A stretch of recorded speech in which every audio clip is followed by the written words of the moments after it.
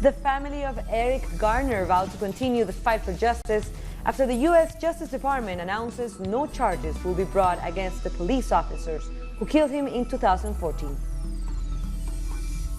Social and political movements call for a massive strike against the Ecuadorian government's austerity measures. And the former South African President Jacob Zuma announces he received death threats during his ongoing corruption inquiry.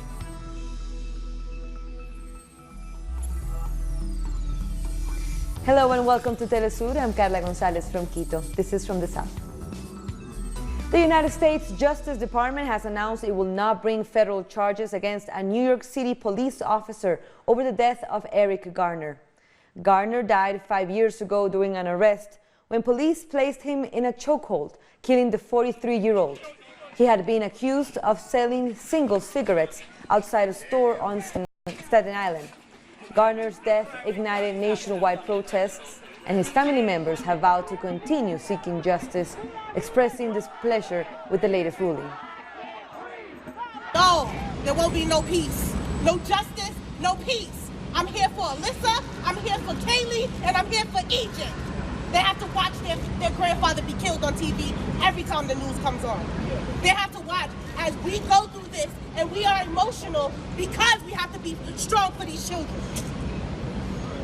So no, we will not rest. No, we will not be calm. De Blasio, what's up? When are you going to fire this officer? Police have arrested several people in New York as they protested against raids by the United States Immigration and Customs Enforcement Agency, commonly known as ICE. The activist group Rise and Resist blocked traffic in central New York, calling for the closure of ICE and its detention centers. According to reports, around 40 people were arrested. Protests have taken place across the United States after President Donald Trump vowed to launch mass deportation raids over the weekend. Our government's policies, I don't even want to name the president who's involved, but he is responsible for putting children in camps, for not giving them food or medical attention, and for imprisoning children who need to be with their parents. We want those camps closed. This is not an American policy. This is not a democratic policy.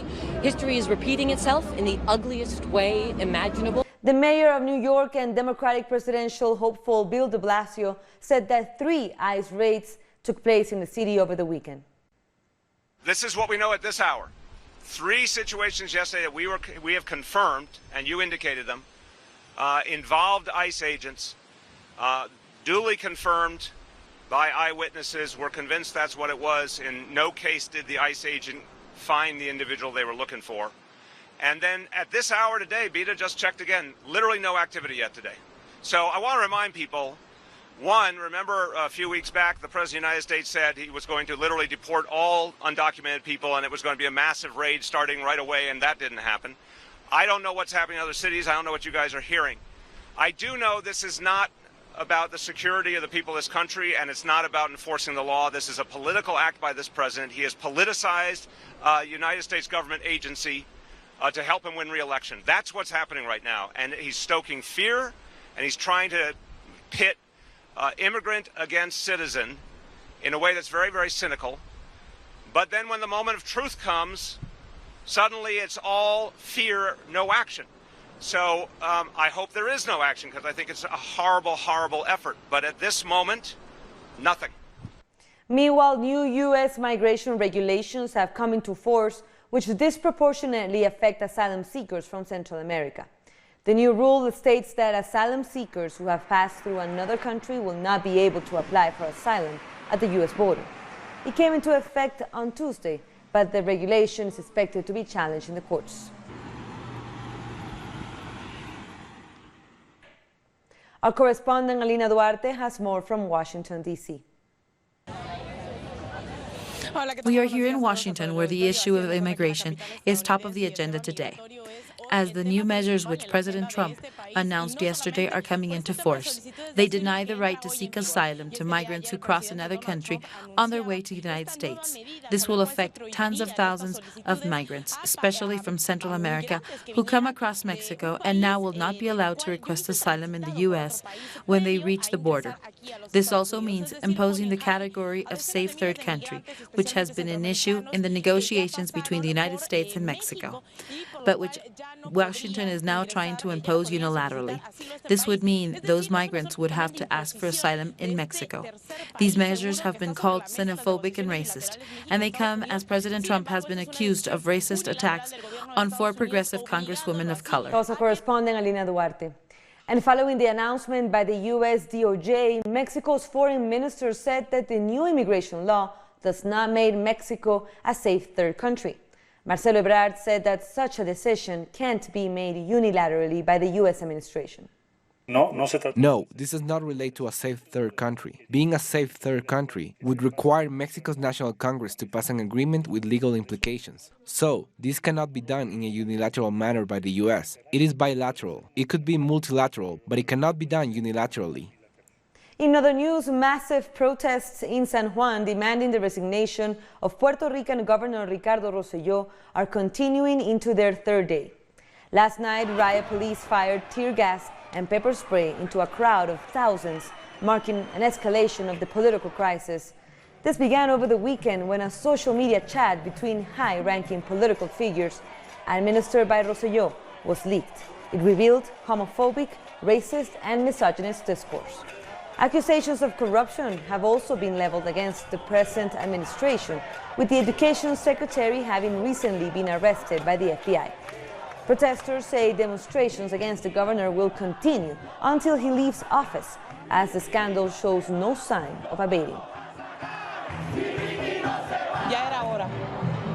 It was time for Puerto Rico to wake up and rise up against the oppressors, and we want to force the resignation of Governor Ricardo Rosselló. He does not deserve the job he has, and the people have spoken. Even if the legislature does not care one dime about the people, they are there because of us, and we are showing them, giving them a lesson that they have to remember. We pay their wages. The Guyanese Minister of Social Protection has said the government is doing everything possible to prevent gender and sexual orientation discrimination. Amna Ali said the government believes that every individual, regardless of gender identity, has an inherent right to live their life free from violence, abuse, and discrimination. The minister added that equality is enshrined in Guyana's constitution and that the Ministry of Social Protection is engaging with communities to end discrimination. She was speaking hours after the managing director of the Society Against Sexual Orientation, Joel Simpson, was attacked. Young people from the Don't Mess With My Rights movement have demonstrated in favor of the implementation of progressive gender policies in the Dominican Republic.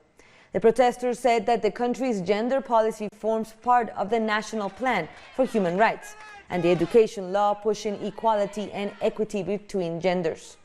They said that the objective of the reform is to reduce sexism by preventing femicides, child marriage, and sexual harassment in schools.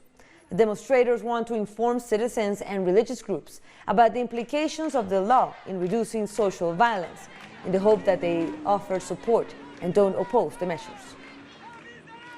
When I feel that I don't fit a particular role, I have an identity problem. I have a crisis, especially in a moment as delicate as adolescence. So when progressive gender policies are implemented and we show children how to accept themselves and others, how to not discriminate, we can ensure greater mental and physical health. Progressive gender policies are key to being able to understand that human beings, despite our differences, are all equal. Being different is being equal, and that's what we have to understand. We are pushing for equality between human beings and between the sexes. This is core for the Dominican society that we could become. While we continue judging other people for their differences, we are going to see high levels of violence. After the break, Nicaragua revolutionizes its energy grid with solar power. Don't go away.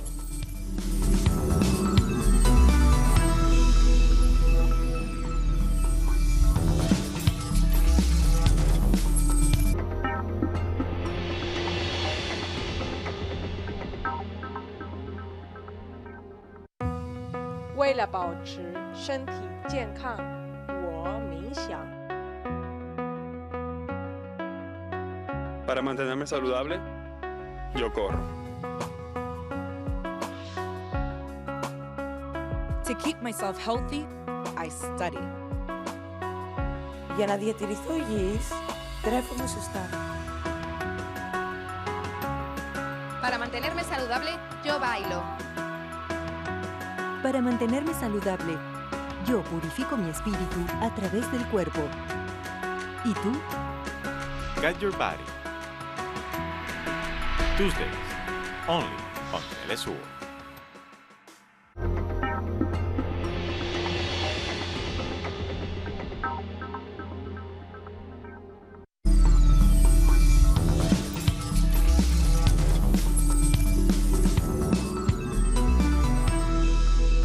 Thank you for joining us again. Let's continue with our top stories.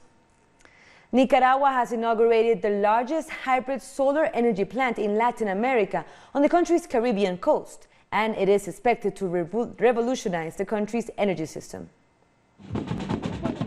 This is Corn Island, one of the 153 municipalities in Nicaragua. It's home to around 10,000 people who are now celebrating the launch of the Caribbean Pride solar energy plant. This is a unique system and the largest of its kind in Latin America and the Caribbean. This project is better for the environment. It involves less contamination and also better for the health of the families living on the island. The solar plant is part of the development plan for upgrading the grid with clean energy and the national electrification plan pushed by the government of Daniel Ortega. We are taking care of our ecosystem, especially since Corn Island is a very fragile ecosystem. We care for Mother Earth with love. We care for the health and well-being of families, bringing them new job opportunities. So this project is beneficial in every aspect. Janine Gonzalez has a small business that she runs from home. She says the new plant will bring various benefits. While the country has a maximum energy demand of 720 megawatts, the national power company has a capacity of 1,500 megawatts to guarantee 24-hour access to electricity. This is a great progress. It also helps our food budget because now we will pay less for energy. And what money we save from utility bill, we can instead spend it on groceries and buy healthier food. The island currently has 100% energy coverage, with 60% coming from renewable resources, like the solar power plant. Authorities have announced 5 new energy projects for 2019, including electrical substations and transmission lines, which will cost about $100 million in total. Police in Honduras have continued to violently repress demonstrations by students who are protesting against attempts by the government to privatize the country's health and education sectors. The students who were set to march on a main boulevard were met with heavily armed police forces who fired rubber bullets and tear gas to disperse them. Various sectors of Honduran society have in recent weeks been protesting against the privatization plans, which they say are going to hurt the poor in the country, considered as one of the most unequal societies in Latin America. Workers, campesinos, and indigenous groups are on strike against the government of Lenín Moreno in Ecuador. Protesters are marching against labor reforms, massive layoffs in the public sector, and regressive taxation. Social movements also criticize the government's policies, which benefit large-scale landowners and multinational companies, as well as the agreement with the IMF, which demands austerity measures.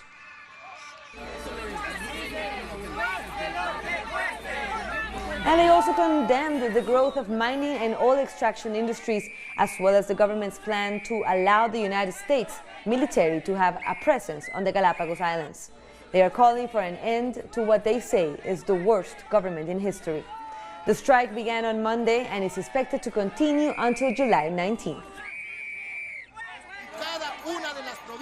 In each of Ecuador's provinces, we are active, and we aren't going to stop. This call is to the whole Ecuadorian people. We have to stop the government's measures, the massive layoffs, the lack of medicine in hospitals, everything that we've achieved in the past 10 years is being destroyed today. Our correspondent, Denise Herrera, is at the protest in Quito with the latest. The nationwide strike continues in Ecuador. Several social organizations of workers are taking action against Moreno's administration. The workers have launched a 5-day national strike to protest against interference of the International Monetary Fund. They are blocking roads in Guayaquil, Cuenca, among other cities. And you can see behind me several social organizations of workers, campesino, and camp workers are demanding for their rights. That was a correspondent, Denise Herrera, in Quito. And in neighboring Peru, people are staging an indefinite strike against the construction of the Tia Maria mine. Protesters say the mine will put more than 13,000 hectares of crops at risk. The hotspot of the protests is the Tambo Valley in Arequipa region, where the government of President Martin Vizcarra approved the construction of the Tia Maria mine. Protesters say that locals haven't been consulted about the project. This valley generates a lot of work for more than 20,000 people. This valley has 13,000 hectares of land that we cultivate, and food is produced for the entire nation, even for export. So we will defend this valley, and we are not going to allow the mine to be built. On the first day of the strike, social organizations led by farmers took to the streets across the various communities that could be affected by the copper mining project. The project is led by the multinational Southern Copper Company, which is mostly under the ownership of the Mexico Group. The company is accused of various environmental damages in Peru and in other countries and has been trying to set a foot in the region for years. The sign says it clearly. Agriculture is forever, while mining only lasts for 40, 50 or maximum 100 years.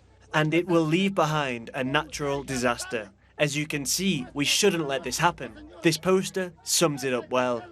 According to different organizations, the Tia Maria mine would have a catastrophic impact on the environment, especially since one of the planned mining pits would be located only 50 meters from the main water source of the agricultural valley.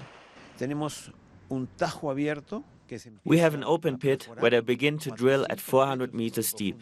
They will use explosives to create that pit and remove particulate matter, which is not just any type of soil. It's a mineral that's in the subsoil. And this particulate matter will generate a cloud made up of particle matter that will fall and cover the topsoil.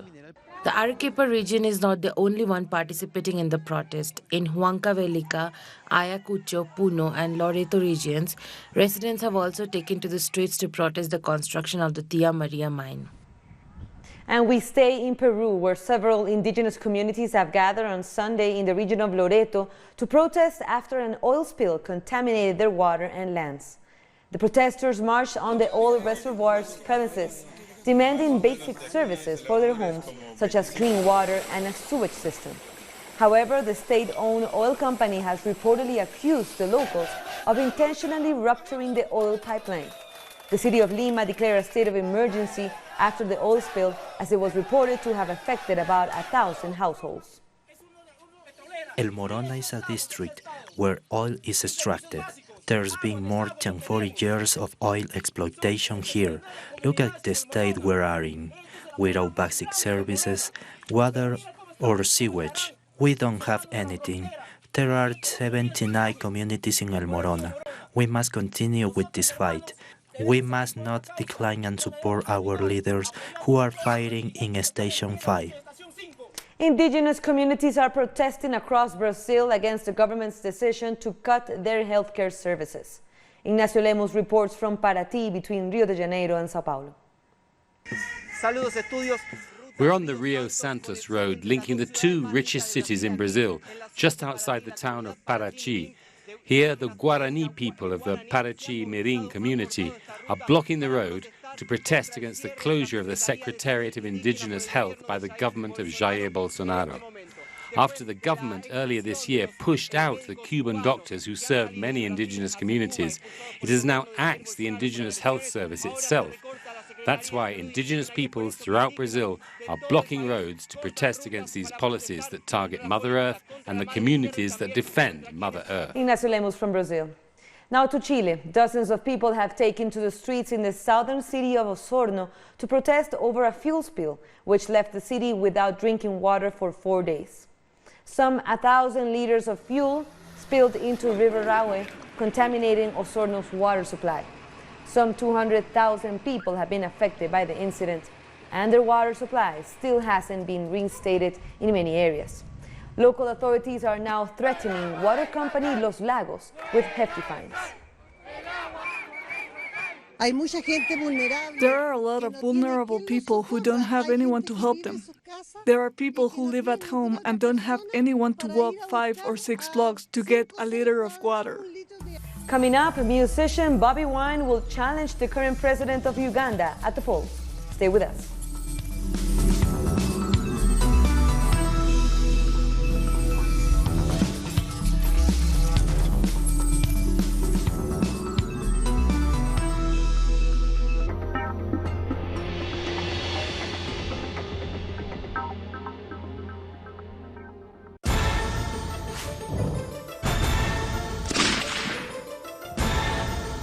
Who's moving the chessmen? What interests motivate the actors behind each event? Se despliega el tablero. Uncritical Moves investigates every event from Monday to Friday. Only on Telesur.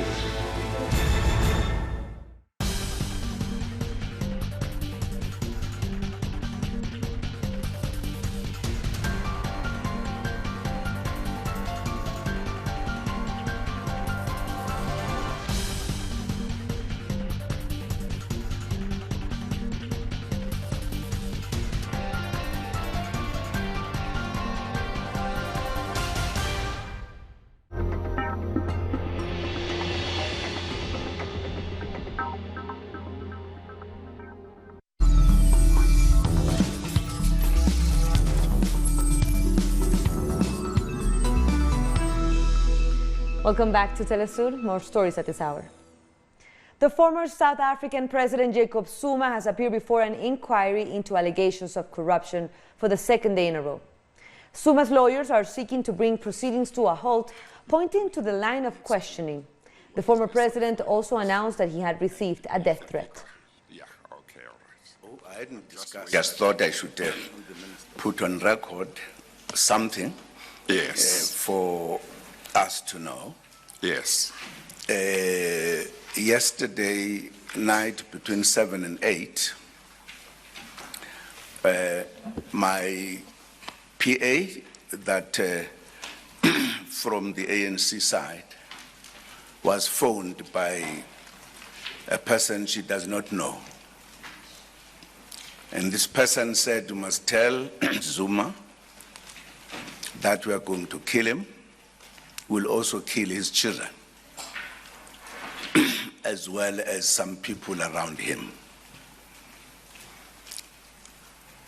So she informed me this morning.